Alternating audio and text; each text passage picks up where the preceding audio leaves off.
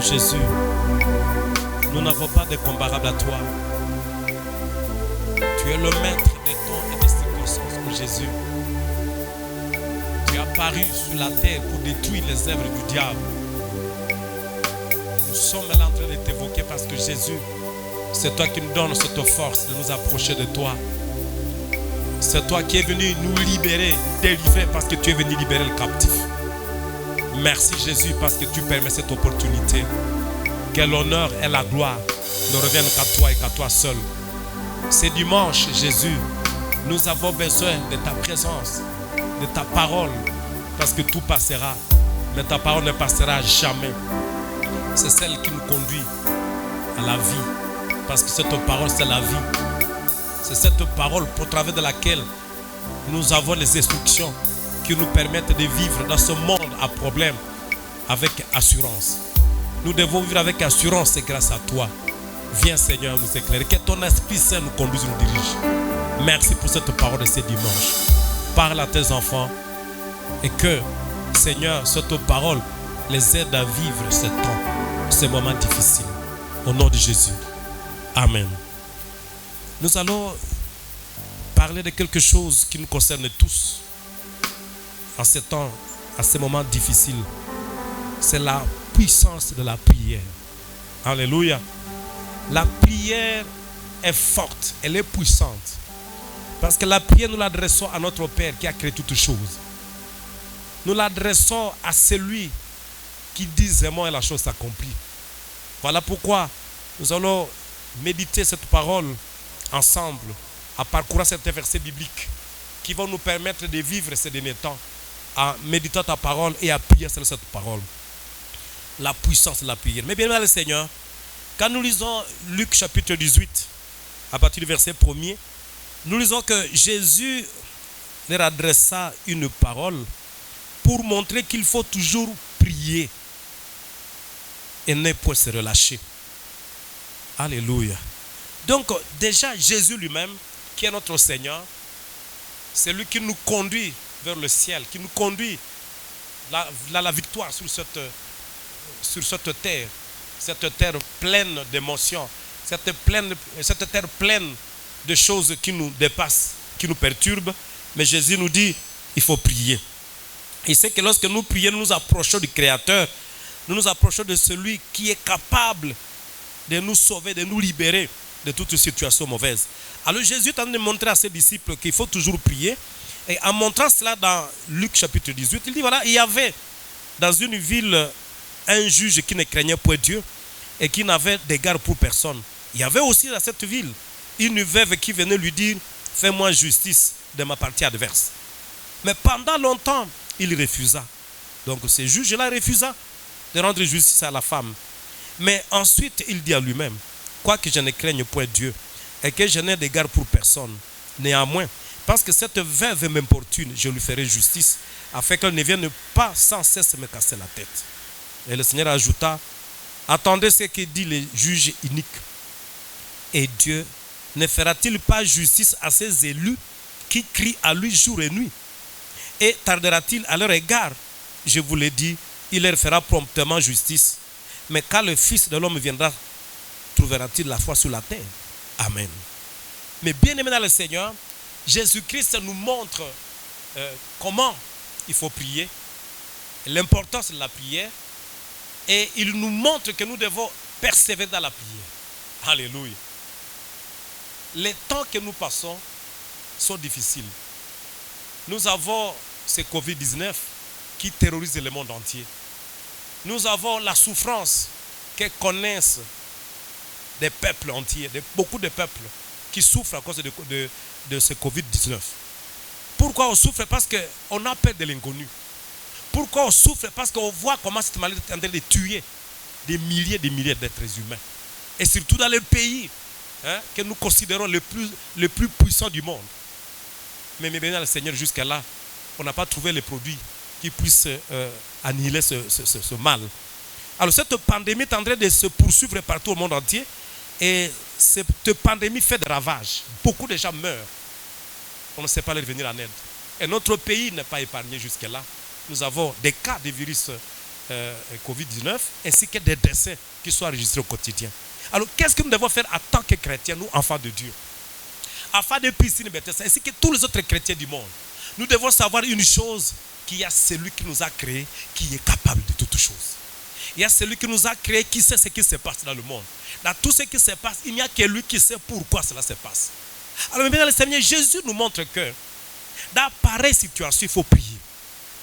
Dans pareille situation, il faut mener une vie de prière. Alléluia. Et quand nous lisons même le psaume 55, nous avons lu ça le matin quand nous étions avec les enfants de Dieu, nous avons médité ce psaume 55 à partir du verset 18. Il est écrit ceci, commençant par le verset 17. Et moi j'écris à Dieu, et l'Éternel me sauvera. Le soir, le matin, à midi, je soupire, je gémis, et il attendra ma voix. Il me délivrera de leur approche. Il me rendra la paix. Quand ils sont nombreux contre moi, Dieu attendra, il les humiliera, lui qui de toute éternité est assis sur son trône, car il n'y a point en eux de changement, il ne craignent point Dieu. Mais bien le Seigneur, voilà un autre exemple d'une prière fervente. Ça, il s'agit du roi David. David était à difficulté. Comme il était à difficulté, tout un roi qui est chassé pratiquement de la royauté par son propre fils, il est obligé de fuir. Et là où il fuyait, il n'a pas oublié qu'il y a son créateur, le Dieu tout-puissant qui est capable de toutes choses. Alors lui, pendant qu'il était en détresse, pendant qu'il était en difficulté, il ne faisait qu'évoquer son Dieu. Il ne faisait que recourir à Dieu dans la prière. Parce qu'on ne peut pas recourir à Dieu. On ne peut pas solliciter les soutiens, les secours de Dieu sans la prière. Alors lui, le matin, à midi et le soir, il priait. Il évoquait le Seigneur. Maintenant, quand il priait avec foi. Parce qu'il disait que je prie, je sais que mon Dieu me délivrera. Je sais que mon Dieu me soutiendra. Alors toi aussi, là où tu es, sache que lorsque tu as cru en Jésus-Christ, lorsque tu as cru au Tout-Puissant, il faut savoir que lorsque tu le cherches dans la prière, lorsque tu l'évoques, il viendra certainement te secourir. C'est à toi de garder la foi. C'est à toi de garder ses préceptes. C'est à toi de marcher selon ce qu'il te recommande de faire. Parce que Dieu ne veut pas, c'est le mal, c'est le péché. Et ce qu'il veut pour nous, c'est la sanctification. Et nous devons la rechercher quotidiennement. C'est à pareille circonstance. Comme nous sommes dans le confinement, c'est le moment où chacun doit chercher la face de Dieu. C'est le moment où chacun doit consulter Dieu, s'examiner à profondeur et se repentir. Parce que lorsque Dieu permet que le mal puisse être sur la terre, lorsque Dieu permet que le malheur puisse nous arriver, il y a un objectif qu'il poursuit. La première chose, c'est notre sanctification qu'il recherche. La deuxième chose est que nous puissions lui faire confiance. La troisième chose est que tous ceux-là qui étaient égarés, tous ceux-là qui étaient éloignés de Dieu, même les grands hommes de ce monde, lorsqu'ils vont voir que ceux qui évoquent le Seigneur sont protégés, lorsque ceux qui évoquent le nom de Jésus-Christ sont gardés, eux aussi, ils finiront par se convertir. Voilà pourquoi toi, chrétien, toi, enfant de Dieu, tu dois prier. Tu dois prier. Jésus lui-même vient de montrer l'exemple. Une femme, une veuve, qui avait un problème de justice, qui allait chez les juges uniques chaque jour pour aller demander justice. Mais cet homme-là ne voulait pas rendre justice parce qu'il ne craignait pas Dieu. Mais finalement, comme la femme a persévéré en allant le voir, et ce que Dieu nous demande aussi de la persévérance dans la prière, matin, midi, soir, la nuit, tu es en train de crier vers le Seigneur. Mais bien aimé, cet homme-là, bien qu'il ne craignait pas Dieu, mais comme la femme est allée vers lui chaque jour, il lui a finalement rendu justice à cette femme. Et c'est là que Jésus nous dit, est-ce que Dieu aussi ne rendra-t-il pas justice à ses élus qui crient vers lui jour et nuit?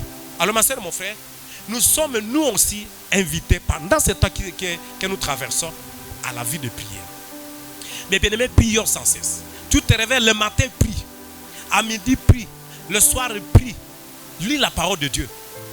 Lis la parole de Dieu, Dieu te soutiendra, Dieu t'écoutera, Dieu t'exaucera. Vous voyez, même quand nous lisons Marc chapitre 9, verset 29. Ça, c'est encore Jésus qui leur dit. Il y avait un papa qui avait un enfant qui était épileptique, qui se jetait dans l'eau. Alors Jésus va dire ceci à ses disciples. Il leur dit, cette espèce-là ne peut sortir que par la prière. Alléluia. Donc il y a des situations, quel que soit ce que tu peux faire, si tu ne pries pas, c'est difficile de t'en sortir. Malheureusement, aujourd'hui, les gens sont devenus des paresseux, ne prient pas, mais ils préfèrent aller chez les prophètes. Les prophètes sont ceux qui vont prier pour eux. Or, nous le savons très bien. Aujourd'hui, beaucoup de prophètes trompent les gens. Aujourd'hui, beaucoup de gens ne sont pas libérés au travers des prophéties. Mais lorsque toi-même tu prends l'engagement de prier, Dieu va t'écouter. Ne te minimise pas.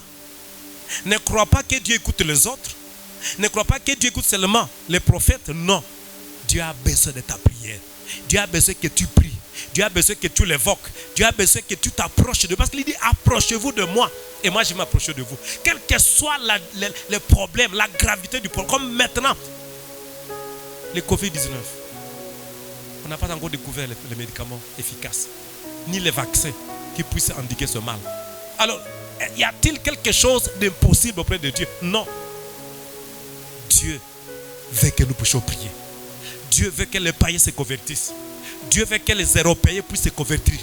C'est pourquoi toi et moi nous devons prier, nous les Africains plus particulièrement, parce que nous prions à cause de la souffrance que nous endurons depuis très longtemps. Alors par notre prière, il faut que Dieu protège nos pays, nos villes, nos contrées. Et quand Dieu va les protéger, c'est là que le blanc va se rendre compte qu'eux aussi doivent retourner à Jésus-Christ pour qu'ils soient sauvés, pour qu'ils soient libérés. Alors je parlais du psaume chapitre 55 où David est en train de prier. Pendant que David avait des difficultés, comme il avait confiance à son Dieu, bien que son fils Absalom l'a chassé du pouvoir, et David a dû fuir dans les montagnes. Mais en faisant les montagnes, comme il comptait sur Dieu, Absalom a osé le poursuivre avec son armée pour aller attaquer David. Comme Dieu était avec David, lui qui criait vers lui jour et nuit, Dieu a été du côté de David. Absalom a été tué. Est-ce que son armée a été démantelée? Parce que Dieu était avec David qui criait vers lui. Alléluia. Mais les gens aussi maintenant qui s'étaient opposés contre David, ils ont vite compris qu'il fallait changer de camp. Il fallait revenir à Dieu parce que David avait un Dieu vivant, un Dieu puissant. Toi aussi et moi aussi, le même Dieu qui a soutenu David, il est avec nous aujourd'hui. Il est avec nous aujourd'hui. Et pendant que nous sommes en difficulté maintenant, comptons sur lui. Comptons sur Jésus-Christ, lui qui est le seul qui a paru pour détruire les œuvres du diable. Il est le seul qui va nous délivrer, qui va nous sauver. Et maintenant le Seigneur, ne regardez pas à gauche, à droite. Ne craignez rien. Comptons sur Dieu. Invoquons-le. Prions sans cesse. Et soyons sûrs qu'il fera de grandes choses avec nous. Nous n'avons pas à craindre. Nous n'avons pas à regarder à gauche, à droite. Nous n'avons pas à être troublés. Tout simplement, confions-nous totalement à lui. Dans la vie de prière, quand tu pries, tu te sanctifies. Et quand tu te sanctifies, Dieu envoie son ange pour camper autour de toi. Dieu t'envoie son Esprit Saint pour te conduire dans la marche avec lui. Et tu verras, tu seras vainqueur, tu seras vainqueur, tu seras le plus heureux et tu seras parmi les gens qui vont témoigner que Dieu est réel, qu'il est vivant. Amen. Nous t'adorons, Seigneur, parce que tu es le maître de toutes les circonstances. Nous t'adorons, Seigneur, parce que c'est toi qui gardes, c'est toi qui soutiens, qui fortifie. Nous t'adorons, Seigneur, parce que sans toi nous ne pouvons rien. Mais avec toi, nous pouvons tout. Nous sommes en train de t'adorer, de te louer, parce que le véritable Dieu c'est toi. Toi qui as créé les cieux et la terre. Toi qui diriges ce monde au travers de ta parole, au travers de tes serviteurs, au travers des circonstances, Seigneur. Même ce qui se passe aujourd'hui, c'est parmi les armes que tu utilises pour parler au peuple, pour parler aux gens. Et merci. Parce que je sais que sont rares qui comprennent ça. Mais nous, tu nous fais comprendre que ce que tu fais et que nous puissions revenir vers toi. Laisse maintenant, Seigneur, que ton peuple qui est en train de nous suivre maintenant soit gardé par toi, Seigneur. Quiconque est en train de suivre cette prière, qu'il soit gardé par toi, qu'il soit béni par toi.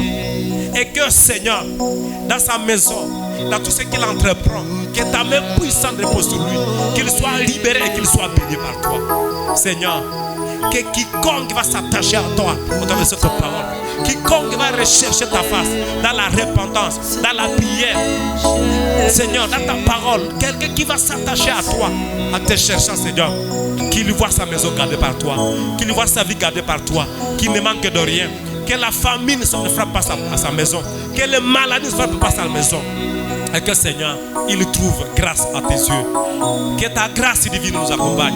Que ta gloire soit sur chacun d'entre nous. Et que le plan satanique contre nos vies échoue. Et nous disons merci, Seigneur Jésus-Christ. Amen.